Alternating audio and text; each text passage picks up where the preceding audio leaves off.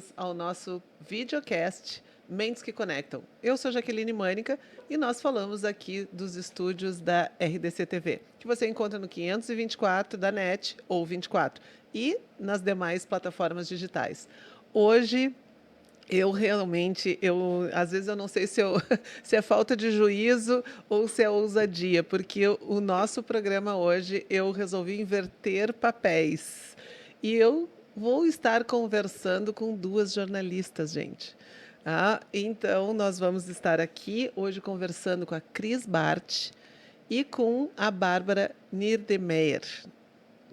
E nessa conversa, nós vamos estar falando hoje sobre uma temática. A gente estava aqui no momento cafezinho já falando, vai esquentar o assunto, sobre as questões geracionais, sobre os desafios, será que existe um tempo melhor para a gente viver e para a gente trabalhar? Por aí vai passar a nossa conversa. Mas antes de qualquer coisa, deixa eu fazer aqui o protocolo, vou apresentar as nossas convidadas. Começo apresentando a Cris Bart. É só uma apresentação, depois elas vão contar, fazer o storytelling aí da jornada profissional delas.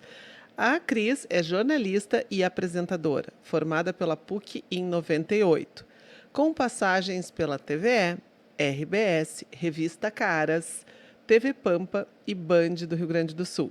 É uma influenciadora digital, podcaster do Mundo Miss e apresentadora do Pode Chegar na RDC TV, cerimonialista e apresentou um dos maiores sucessos da televisão gaúcha, o Estúdio Pampa. A Bárbara Niedermeyer, ela é uma jornalista esportiva, que isso já é uma mudança muito grande dos tempos que vivemos. Antes a gente não via mulheres, né, nessa área de esporte, apesar de que a Cris, eu acho que foi pioneira, né, Cris? Tu teve também uma participação, né? Então aí, ó, viu? Mas vamos lá. A Bárbara, ela é jornalista em formação pela Universidade Federal do Rio Grande do Sul, pela URGS, com passagens pelo Jornal do Comércio, Correio do Povo e agora aqui na RDC TV como estagiária e comentarista na área de esportes. Em 2022, olha como é que é a carreira dessa moça prodígio, né? Ela foi eleita estagiária de jornalismo do ano pelo Prêmio Press e conquistou uma menção honrosa na categoria universitária do Prêmio Ari do mesmo ano. Gurias, sejam muito bem-vindas. Estou muito feliz e realmente estou nervosa aqui. Muito obrigada. Porque, olha, né, essa questão de poder estar conversando, invertendo os papéis. Vou ter que buscar aqui as minhas expertises de psicóloga, na época que eu fazia a seleção, para trazer o gás para fazer perguntas para essas moças. Gurias, vamos começar, Cris, contigo. Contando um pouquinho da tua trajetória. Aqui o currículo é aquele currículo formal, né? Mas como é que tu veio construindo essa história? Está à frente de um programa que tem toda uma questão assim de um calor. Né? Como é que é essa tua história? Essa minha história se resume a 29 anos de carreira. Agora eu completo em março de 2024, 29 anos que eu estou aqui lutando pelo meu sonho de criança. Eu sou filha de professores, filha única, filha de professores, sempre gostei de televisão, programas de auditório, sempre brincava disso. Eu tinha 2 brincadeiras quando eu era criança, que eu era apresentadora ou jurada ou dançarina de algum programa da televisão brasileira, ou eu era professora das minhas bonecas. A minha mãe, professora, levava giz para casa. Então, eu tinha uma lousa e aí eu brincava que eu dava aula para as bonecas. O que eu era, enfim, apresentadora, jurada de show de calouros, chacrete, eu era alguma coisa de algum programa de televisão. E eu sempre tive vontade de trabalhar na televisão, só que eu sou filha de professores, na minha família só tinha professor ou advogado. Eu nunca tive pistolão, eu nunca tive namorado que era daqui, dali, de acolá, marido, nada. Eu tinha o quê? Eu tinha que baixar minha cabeça e traçar uma estratégia de como eu me tornaria uma apresentadora de televisão. De fato, não lá dentro do meu quarto, nas minhas brincadeiras. Então, o que eu fiz? Eu, ainda muito jovem, pensei, como é que eu vou fazer isso? Morando em Porto Alegre, sem internet, sem rede social, não tinha como me lançar. Não conhecia absolutamente ninguém de televisão, ninguém, nem de vista, e nem meus pais. Eu vou fazer a faculdade de jornalismo. É como eu vou ficar mais perto disso. Aí eu fui fazer a faculdade de jornalismo, passei no vestibular, me formei pela PUC, do Rio Grande do Sul, e durante a faculdade eu fui convidada por um professor, foi o professor que me descobriu como apresentadora, o falecido, querido professor Flávio Porcelo. Ele foi uma das tantas vítimas da Covid-19. E o Flávio Porcelo era professor na Famecos e, à época, ele foi convidado para ele assumiu um cargo na TVE. E aí ele convidou alguns alunos, ele precisava de um casting de estagiários, ele convidou alguns alunos para participar de uma seleção, enfim, para fazerem estágio na TVE. E eu fui uma das alunas que ele chamou para fazer esse estágio. E aí, de lá para cá, agora em março de 24, fará 90... foi em 95, né? Fará 29 anos, que daí eu comecei na TVE. Aí, de lá para cá, foi altos e baixos da carreira, foram, né, enfim, grandes desafios. E hoje estou aqui. Que coisa, que importante, Cris, assim, te ouvir, porque geralmente as pessoas, elas olham a fotografia e não veem o filme. Da história. Então, um pouco te olham hoje, é isso à frente de um programa, uma mulher linda, e o quanto que é fácil, um pouco as pessoas olharem e entenderem que é fácil isso. E aí agora tu está trazendo pontos extremamente importantes, do que o reconhecimento de uma brincadeira, de quando tu era criança, algumas motivações, e de uma construção de uma história, de uma estratégia que tu colocou, e o quanto que tu foi fazendo isso pelos relacionamentos. E é isso, esse é um dos grandes objetivos desse podcast, desse videocast, né? Agora tem as nomenclaturas, videocast, podcast, mas desse espaço aqui do Mentes que Conectam, que é a gente poder falar sobre isso, porque tem muita queixa e as pessoas param muito nas impossibilidades. E tu começa dizendo isso, olha, o meu sonho era algo onde eu não tinha quem indica, eu não tinha caminho fácil, mas eu fui Não lá, tinha. tu foi lá e fez. E nunca foi fácil. Porque, claro, não foi fácil para começar, e depois que eu comecei, foi mais difícil ainda. Foi muito difícil, porque eu nunca me corrompi. Nunca, sob hipótese alguma. Eu nunca fui a de fazer o marketing pessoal, a de me insinuar para fulano, ou para, sabe, ter relacionamento por interesse. Nunca fui assim. Então, nunca foi fácil. Eu sempre escolhi o caminho mais longo, mas é um caminho que eu estou percorrendo há 29 anos. Por isso que se sustenta. Sem atalhos. É sobre atalhos. Isso. Não teve atalho. Foi o caminho mais longo de todos. Porém, eu ainda sigo e ainda estou fazendo e vou fazer até o juiz apitar. Apito final. Isso aí, coisa boa. E tu, Bárbara, como é que tu vem construindo a tua carreira? A gente já teve algumas conversas de bastidores e eu sou muito encantada com a Bárbara. Acho que realmente eu já disse para ela, tenho certeza que essa guria vai ser, né, vai ter assim uma trajetória de muitos êxitos. Bom, muito obrigada, Jaque, pelo convite também de estar aqui. E muitas coisas do que a Cris disse, eu me lembro do meu tempo também de criança, porque o meu sonho de criança também era ser jornalista. Eu brincava de apresentar o telejornal quando eu era criança, pegava um monte de folha de papel, escrevia assim alguma coisa e brincava que aquele era o meu telejornal. E era a brincadeira que eu mais gostava de fazer, além de brincar de Barbie. Eu me lembro que uma vez a minha mãe me deu uma Barbie jornalista. Então, aquilo já vinha assim desde criança. E quando eu tinha 17, 18 anos, que daí eu tive certeza que era realmente isso que eu queria fazer. Mas como eu não era de Porto Alegre, eu sou do interior do estado de Venâncio Aires, eu tinha que me mudar para realizar esse sonho. Então, para chegar até aqui onde eu estou hoje, eu deixei muita coisa para trás.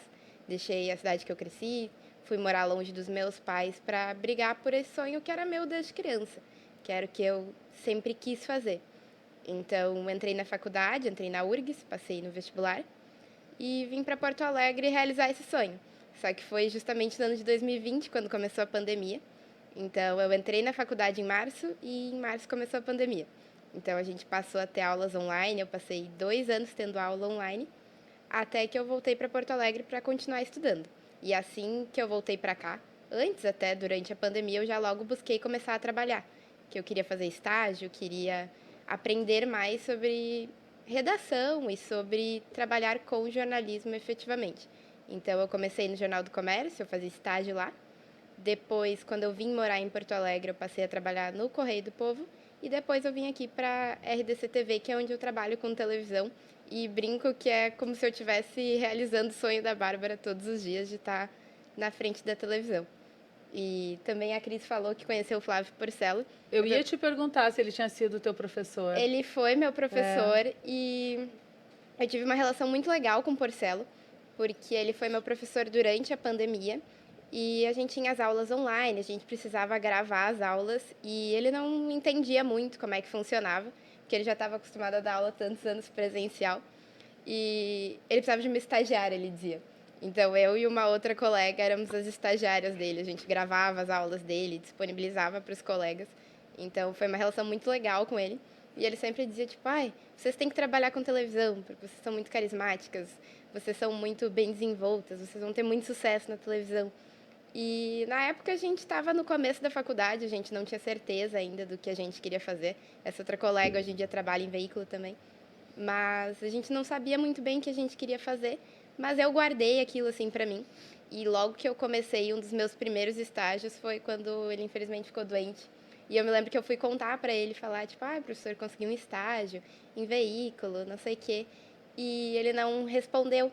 E aí eu achei aquilo muito estranho, porque a gente sempre conversava muito. E daí, na sequência, a Paula, filha dele, querida, comentou com a gente que ele estava doente. A gente torceu muito pela recuperação dele. A gente foi, inclusive, doar sangue no banco de sangue, que era o que ele estava precisando naquele momento. E, infelizmente, ele foi uma das vítimas dessa doença que acabou afetando aí tantos brasileiros que têm sequelas até hoje. Gente, que coisa incrível. Nada é por acaso. Eu tô aqui e eu falei do Porcelo, eu não sabia, a gente não, parece que a gente combinou em falar, parece que estava na pauta. Não estava na pauta, eu estou aqui olhando. Eu falo que foi o Porcelo que me descobriu. Aí a Bárbara fala do Porcelo, nós duas aqui trabalhamos na mesma emissora, nunca falamos sobre esse assunto. Cara, me deu uma onda agora. E tu vê o mentes que conectam, não é à toa, mentes e corações. Nós estamos fazendo um adendo que tem o coração também que conecta. Fiquei emocionada agora de pensar. Eu percebi. Que Deus tenha num santo lugar. E gurias, assim, estava ouvindo vocês falando, e esse é um ponto que seguidamente eu menciono para as pessoas que fazem desenvolvimento de carreira, pessoas que estão pensando o que elas querem da vida. Olha o relato de vocês, o quanto que as relações interessadas e não interesseiras fazem diferença. O quanto que a experiência com estágios, se aproximar das pessoas, poder realmente fazendo esse trabalho e essa troca, o quanto que isso vai realmente proporcionando contatos, vai proporcionando vínculos, e esses vínculos vão abrindo portas e vão realmente ajudando na construção da carreira. Não é sozinho que a gente anda.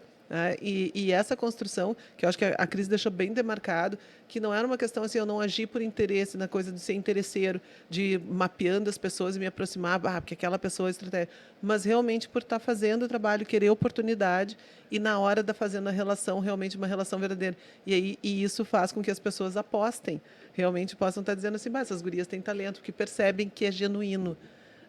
Acho que esse talvez seja uma das questões para a gente poder estar falando aqui, gurias, que é a questão ao longo desse tempo todo de jornalismo, da história do jornalismo, da história da comunicação, e não só na história, como no desenvolvimento profissional, a gente fala muito da questão dessa briga dos tempos. Em seguida, eu vejo as pessoas dizendo que tempo que era melhor. Então, tem os saudosistas do passado dizendo, não, porque no passado os profissionais do passado eram mais sérios, levavam as coisas mais a sério, a gente tinha que fazer esforço, hoje ninguém mais quer fazer esforço. Ao mesmo tempo, tem toda uma questão de que as pessoas que são mais velhas, que são da geração Z, da geração Baby Boomer, são gerações que um pouco não querem se atualizar, não querem saber da internet. E tu vê assim, esse teu professor, realmente, ele não sabia, mas ele disse, eu preciso da ajuda. Né? Como é que vocês veem essa questão dessas transformações e dessa relação geracional? Que esse é o nosso tema aqui.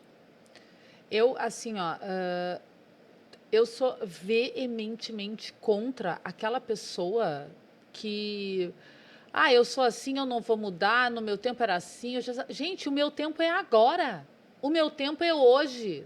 2023, 2024, 2025. Esse é o meu tempo. Eu odeio esses termos, essa coisa, ai, porque antigamente... Sim, antigamente o homem saía para caçar, comia uma vez por ano. Não comia todo dia, não fazia 5 refeições por dia.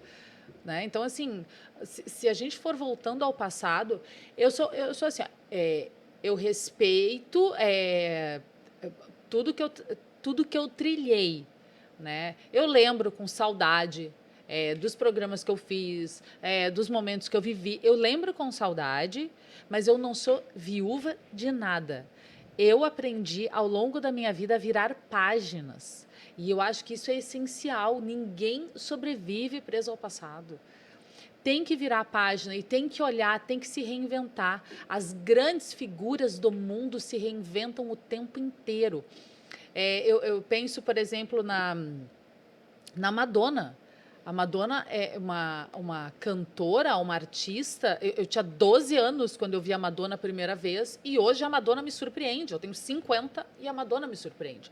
A geração da Bárbara conhece a Madonna, sabe da Madonna, gosta da Madonna. O que a Madonna tem? O que acontece com a Madonna? A Madonna se reinventa o tempo inteiro e ela é a Madonna. Então, assim, eu acho a gente tem que estar sempre buscando essa reinvenção. O que está acontecendo? Eu me lembro, sei lá, 11 anos atrás, eu olhei Instagram. O que é isso? Eu sou do tempo do Orkut, né? O Orkut foi a grande inovação. O que é isso, Instagram? Como é que faz? Como é que não faz? Vou abrir um perfil aqui. Mas não sei fazer. Vou ver quem é que está há mais tempo fazendo.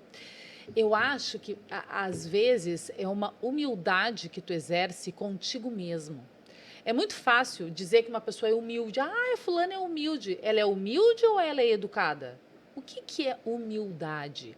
Humildade a gente exerce com a gente, é consigo.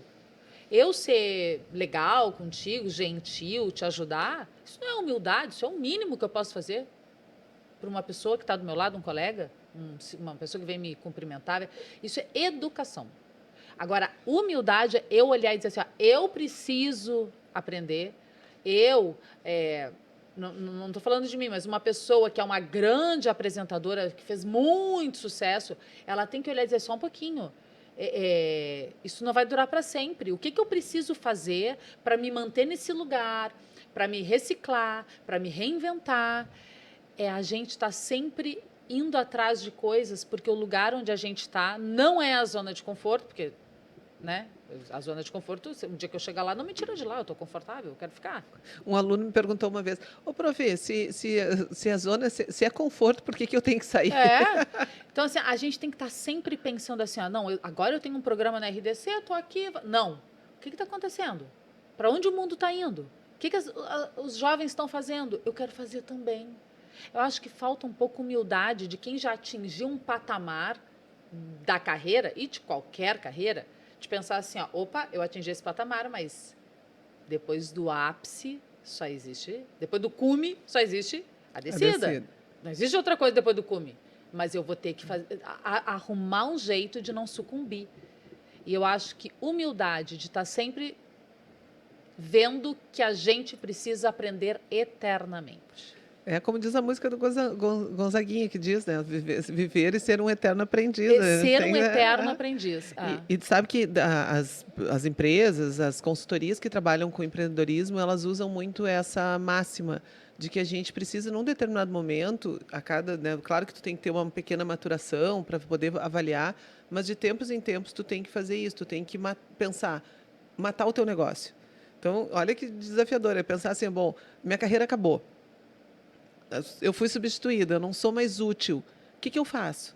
Então, que esse exercício que tu está trazendo, né, Cris, que é fazer esse exercício de humildade, a gente se reinventar, é fazer esse exercício. Bom, se não tiver mais espaço, se não tiver... Como é que eu me reinvento? Como é que eu me reergo a partir disso? Então, tu matar o teu negócio. E aqui uma questão que eu estou fazendo aqui para esse espaço aqui do Mentes que Conectam é pegar algumas frases que vocês trazem.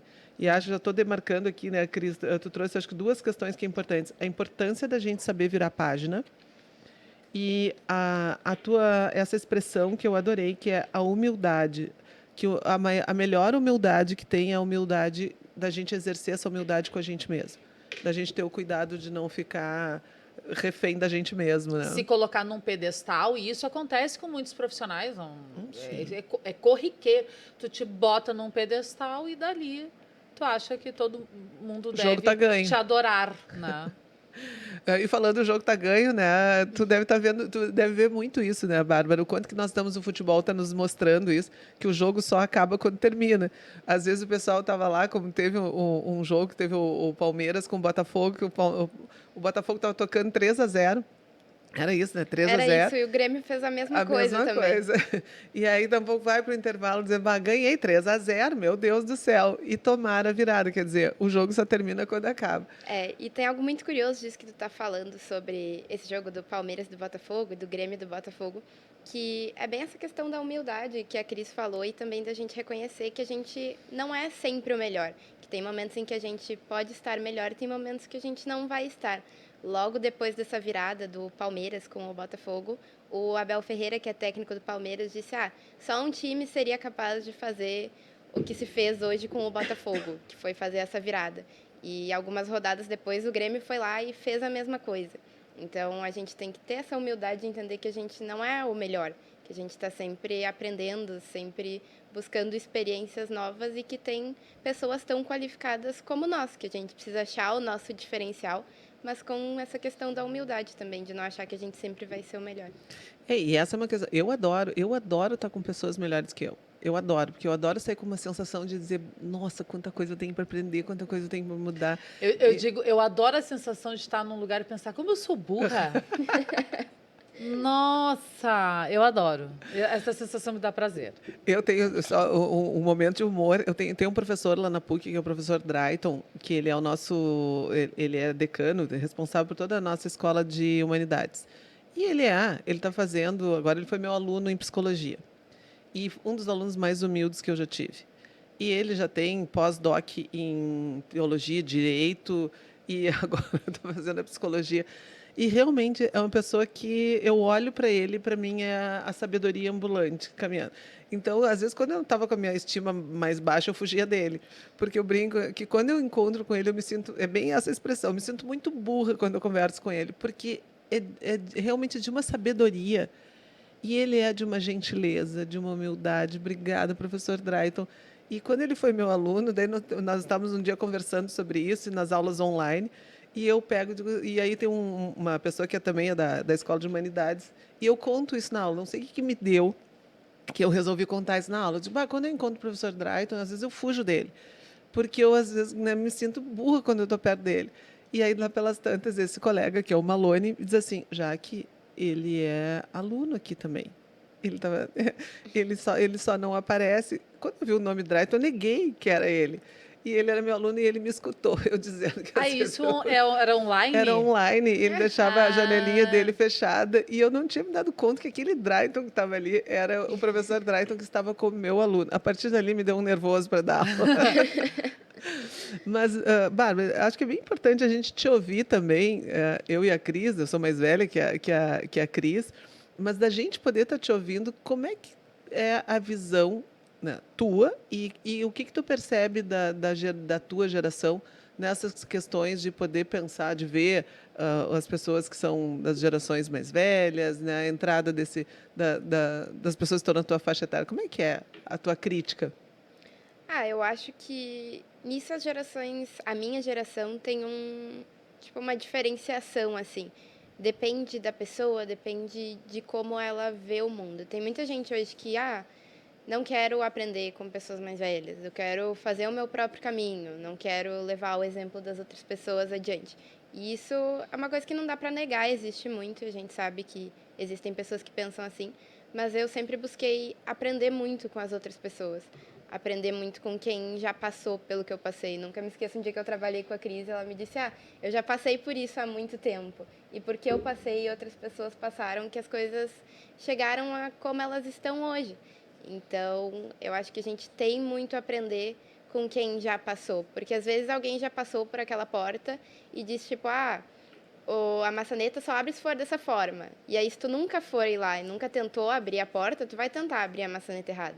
Mas se alguém já passou e te disse, é dessa forma, tu pode levar aquilo como uma dica para seguir o teu caminho mais fácil.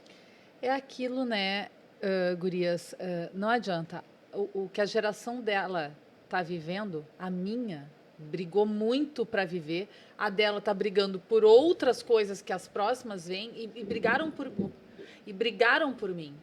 Então, eu ouvi uma vez uma frase que eu nunca mais esqueci: só vai para frente quem respeita o que veio antes.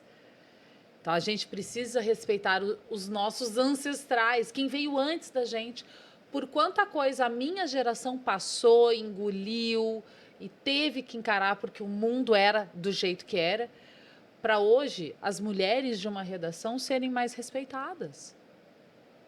Ter uma mulher fazendo esporte, ter uma apresentadora ali de igual para igual com o mesmo salário de um apresentador homem. Quanta coisa teve que acontecer para que hoje isso fosse possível, né? E quando eu cheguei na redação, tinham várias mulheres, e pensar que um dia não tinha nenhuma. Então, a gente tem que respeitar o que veio antes, porque é a história, é a nossa história que já é contada antes da gente nascer, se a gente for parar para pensar. E eu acho que, principalmente nós, como mulheres, muitas mulheres lutaram para que a Cris chegasse onde ela chegou. Muitas mulheres, como a Cris, lutaram também para que eu chegasse hoje aqui e tivesse um espaço para trabalhar. Então, eu acho que é reconhecer. E hoje tu luta para as próximas. Daqui a 20 anos vai estar gente entrando no mercado de trabalho e vai pensar, pô, a geração da Bárbara fez por mim. É muito... tudo é uma coisa só, né? Tudo é uma grande colcha de retalhos. Mas não é à toa que eu convidei vocês para estarem aqui, né? Porque eu acho que vocês estão trazendo, acho que a Bárbara destaca uma questão que é bem importante. Claro que isso é de cada um. A gente tem essas questões e a gente estuda um pouco as gerações e se criam alguns comportamentos que são muito repetitivos. Então, a partir disso, a gente cria um conceito. Mas eu acho que tu traz um ponto que é importante. Dentro dessa geração tem pessoas e pessoas. Mas o que eu vejo hoje no mercado, como eu atuo como consultoria na área de recursos humanos, acompanhando empresas e acompanhando profissionais, existe sim, por exemplo, dentro de muitas áreas de recursos humanos, resistência em contratar pessoas mais maduras. Porque, apesar de ter isso que a gente está colocando, que é o valor de toda uma história, o valor da sabedoria, em alguns momentos há o preconceito de que, então vamos trazer a juventude, vamos trazer as pessoas que estão abertas.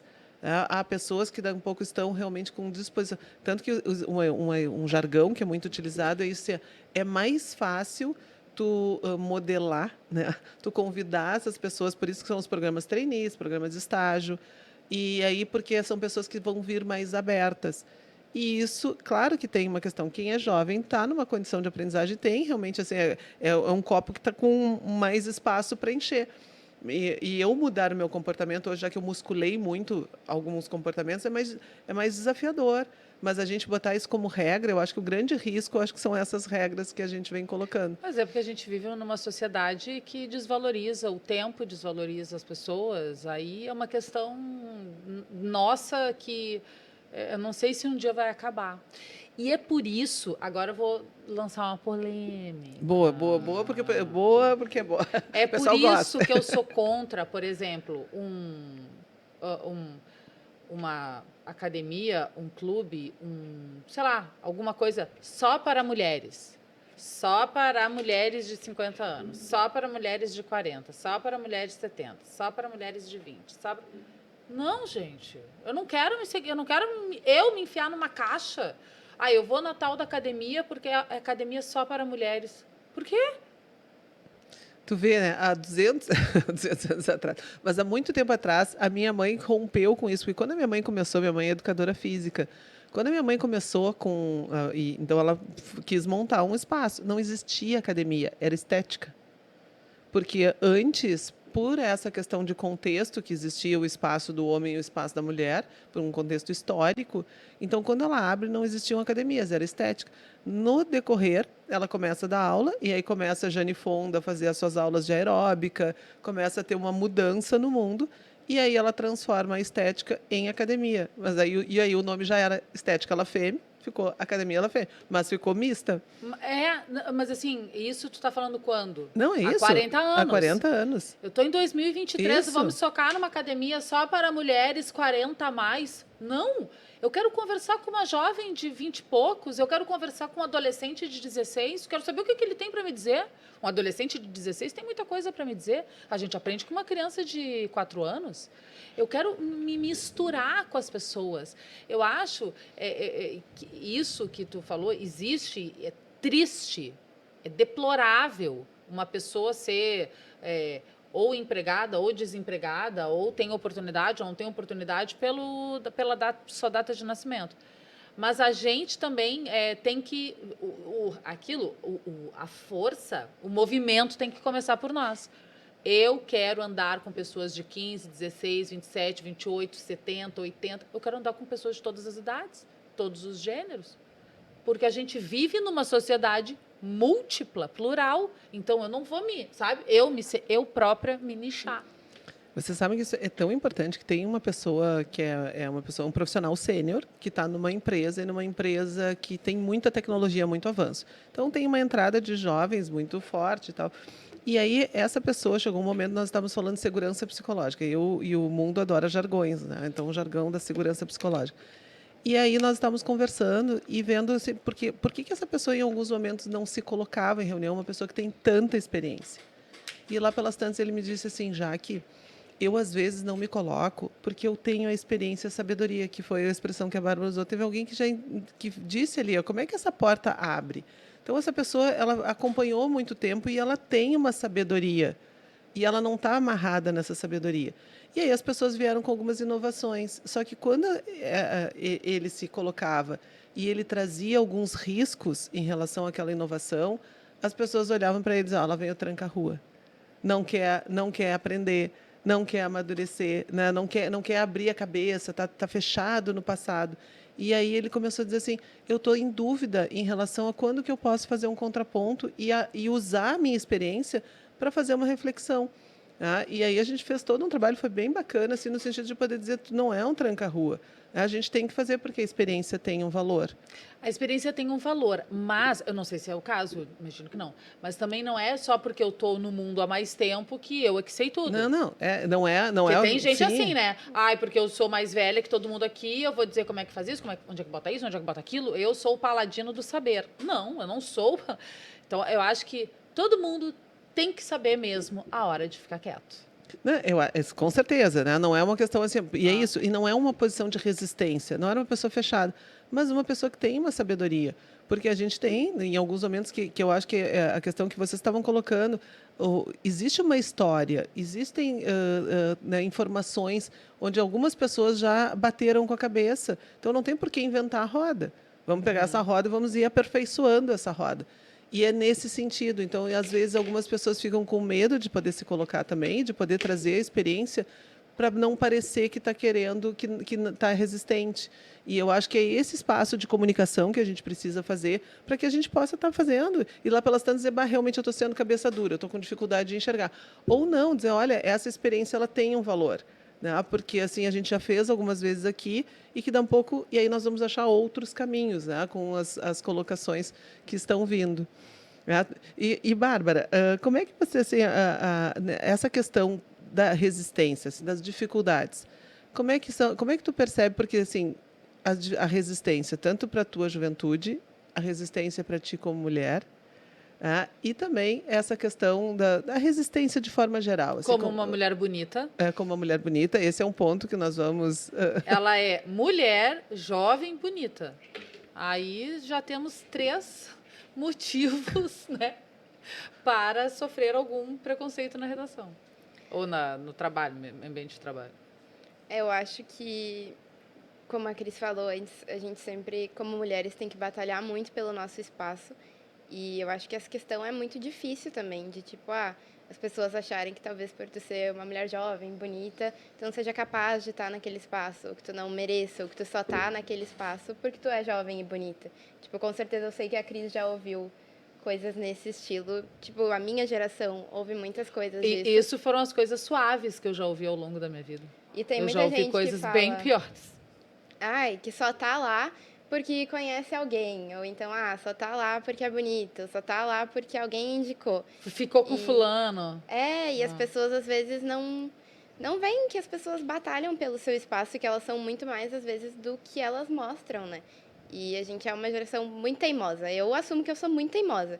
Eu gosto de tentar as coisas da minha forma e, claro, ouvir o que as outras pessoas têm para dizer, se a minha forma não der certo também, porque eu acho que a gente tem que seguir o que o nosso coração manda também, né?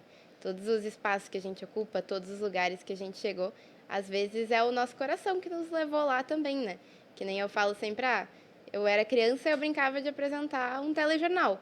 E desde aquele tempo eu lutei pelo sonho que a Bárbara de 7 anos tinha. Então, tipo, não me importa se alguém chegar na minha frente e dizer tu não vai conseguir, eu vou lá e vou mostrar que eu vou conseguir porque é o que eu quero fazer. Então, eu acho que tem muito dessa questão da gente batalhar com a gente mesmo por dentro e a gente, infelizmente, ter que provar para outras pessoas que a gente sim consegue, que não é porque a gente é bonita, não é porque a gente é jovem, não é porque a gente é mulher, que a gente está nos lugares que a gente ocupa. Quem está só nos ouvindo, tá, pelas plataformas digitais, eu aconselho que vocês possam também nos ver pelo YouTube ou pelo 524, para ver o brilho nos olhos dessas duas mulheres que estão comigo aqui. Porque é muito bonito. Eu estou de frente olhando para as duas, contando as histórias e trazendo, né, a força que a Cris traz, o brilho no olho, em estilos muito diferentes, cada uma com a sua característica, mas quanta intensidade que está aqui nessa mesa. Né? A Bárbara tá falando de... mesmo que a pessoa vá lá, aí já tem um conflito, uma mudança geracional, não é conflito, uma mudança positiva geracional. Que falam para ela, tu não vai conseguir, pois ela vai lá e consegue. Já a minha geração era aquela coisa, tu não vai conseguir, e tu acreditava. Não é para mim. Isso muda. O anímio das gerações mudam, é impressionante. Não que eu desistisse, eu nunca desisti, mas tiveram momentos que eu pensei, não vai dar. Tiveram momentos de um desânimo, assim, da profissão, sabe? E é muito bom ver que hoje a nova geração tem esse anímio mais impetuoso, mas assim, não vou, né? Elas são mais, assim, mais fortes. Não mais fortes, nós também éramos, e antes de mim, mas assim, elas têm esse lado emocional. A ousadia. O lado emocional, a inteligência emocional mais apurada. Encontrei a palavra, e nesse a definição sentido certa. Que a Cris está falando, é uma coisa que eu sempre boto na minha cabeça, que tipo, o não tu já tem. Tu tem que ir atrás do teu sim, tu tem que ir atrás do que tu quer. E eu aposto que tipo as pessoas que te diziam, a Cris não vai conseguir, a Cris não serve para isso, a Cris não serve para apresentar um programa, e olham a tua carreira hoje, são pessoas que tipo não chegaram perto do que tu chegou, elas só estavam lá para te colocar para baixo. Então, os eu anestesistas acho de plantão. Isso é impressionante como tem anestesistas de plantão.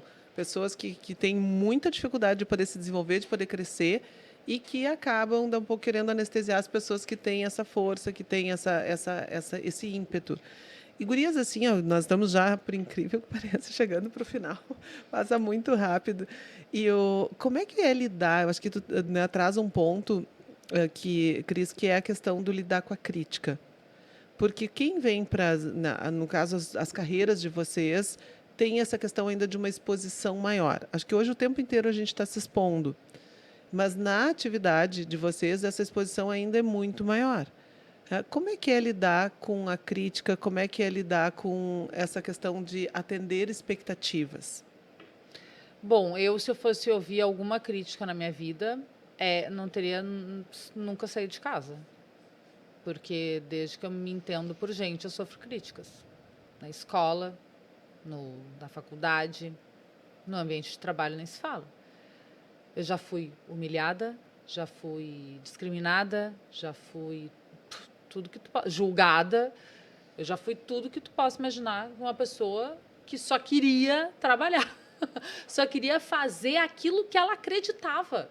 Eu só queria ir ao encontro da minha verdade, que é exercer o meu trabalho, fazer uma televisão popular, uma televisão, porque eu venho de uma escola onde era tudo quadradinho. A apresentadora de TV, de jornal, não usava brinco, não usava um cabelo comprido, era uma coisa esterilizada. A minha escola é essa. E aí eu venho totalmente disruptiva. de mini saia, dançando, purpurinada, enlouquecida, ensandecida na televisão. E aquilo foi um choque. As pessoas hoje, é que nós estamos em 2024, praticamente, mas hoje as pessoas não fazem ideia do que eu ouvia da classe, dos colegas de trabalho, o que eu ouvia em 2007, quando a gente começou a fazer, por exemplo, o programa Estúdio Pampa, que é o programa que me tornou conhecida. Então, eu, com a crítica, né, é que a crítica, tu tem que ter... tu tem que matar no peito. Segura esse BO da crítica. Se tu segurar o BO na crítica e seguir, tu vai ver que aquela crítica era uma inveja, era um desconhecido, era uma coisa infundada. Se eu tivesse ouvido a primeira crítica que eu ouvi, que foi, tu tá botando a tua carreira no lixo, tu tá rasgando o teu diploma, botando no lixo. Eu ouvi isso em 2007. Se eu tivesse ouvido essa crítica e deixado de fazer o programa Estúdio Pampa, eu não estava aqui agora. O que aconteceu? Eu ouvi essa e outras críticas, milhares, inúmeras, bizarras, impublicáveis, inclusive algumas. Eu ouvia tudo e ia. E todo dia acordava e ia para a TV. E todo dia ia lá fazer o programa. E todo dia, o trabalho de formiguinha. Hoje... onde eu estou?